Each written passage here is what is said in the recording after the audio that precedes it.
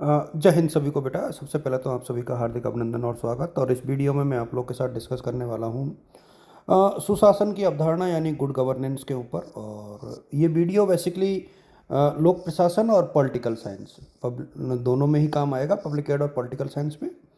Good governance के ऊपर question पूछा जाता है कि सुशासन क्या है। देखिए, एक ऐसा शासन जिसमें सरकार, नागरिक और निजी क्षेत्र मिलकर सार्वजनिक जो संस्थान होते हैं उनमें इस प्रकार से कार्य करते हैं कि मानव के अधिकारों की भी रक्षा हो और सामाजिक न्याय हो और देश का विकास हो। और इससे क्या है, लोगों की जो जीवन की गुणवत्ता है उसमें सुधार हो।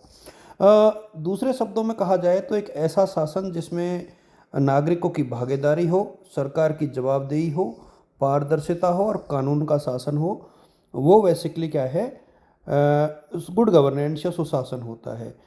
स्मार्ट जिसको बोलते हैं, स्मार्ट शासन बेसिकली जहाँ स्मॉल हो, मॉरलिटी हो, अकाउंटेबिलिटी हो, रेस्पॉन्सिबिलिटी हो और ट्रांसपेरेंसी हो। तो स्मार्ट जो शासन होता है वो गुड गवर्नेंस का एक आयाम होता है।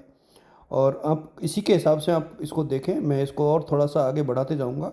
प्रमुख सिद्धांत कौन कौन से होते हैं गुड गवर्नेंस के, तो ये आप यहाँ पर देखिए गुड गवर्नेंस के जो प्रमुख सिद्धांत होते हैं सुशासन के, इसके पूरे 8 स्तंभ यहाँ पर दिए हुए हैं। इनमें जो सबसे इम्पोर्टेंट है, एक तो पार्टिसिपेशन होना चाहिए, यानी लोगों का शासन में भागीदारी होनी चाहिए लोगों की। रूल ऑफ लॉ होना चाहिए, विधि का शासन होना चाहिए किसी भी सरकार में। ऐसे नहीं कि कैसे भी तानाशाही चलती रहे। ट्रांसपेरेंसी होनी चाहिए, सरकारी निर्णय और कार्यों की जानकारी जो है नागरिकों तक होनी चाहिए, तो ट्रांसपेरेंसी होनी चाहिए। अकाउंटेबिलिटी होनी चाहिए, तो ये बेहद ज़रूरी है। सुशासन में जो है बेसिकली ये सारी चीज़ें बहुत ज़रूरी है। इसके बाद हम देखेंगे कि इफ़ेक्टिवनेस, तो प्रभावशीलता और दक्षता, ये बहुत इम्पॉर्टेंट है। जहां हम लोग डिजिटल सेवाओं का विस्तार करते हैं, सरकारी खर्च और एक रेस्पॉन्सिबल गवर्नमेंट होनी चाहिए।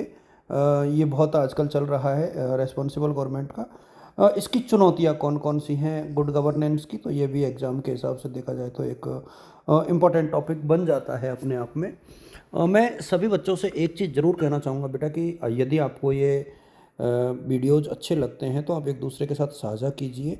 और एक चीज़ और मैं इसमें आप लोगों के साथ शेयर करना चाहूँगा कि देखिए, आप लोग स्क्रीनशॉट लेते जाएं। स्क्रीनशॉट से क्या होगा कि आपको हेल्प मिलेगी, पॉइंट्स आपको मिल जाएंगे। अब जैसे सुशासन की चुनौतियां, तो चुनौतियां कौन कौन सी हैं आप यहाँ पर देख पा रहे हो। करप्शन है, संस्थागत कमजोरियां हैं, डिजिटल विभाजन है, यानी ग्रामीण क्षेत्र में नेटवर्क का इशू रहता है, पॉलिटिकल हस्तक्षेप बहुत ज़्यादा होता है।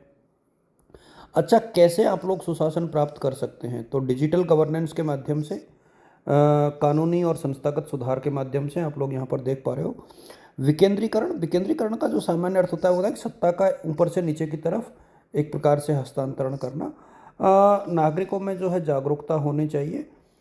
इसके अलावा जो है नीतिगत हस्तक्षेप, ये बहुत ज़रूरी है।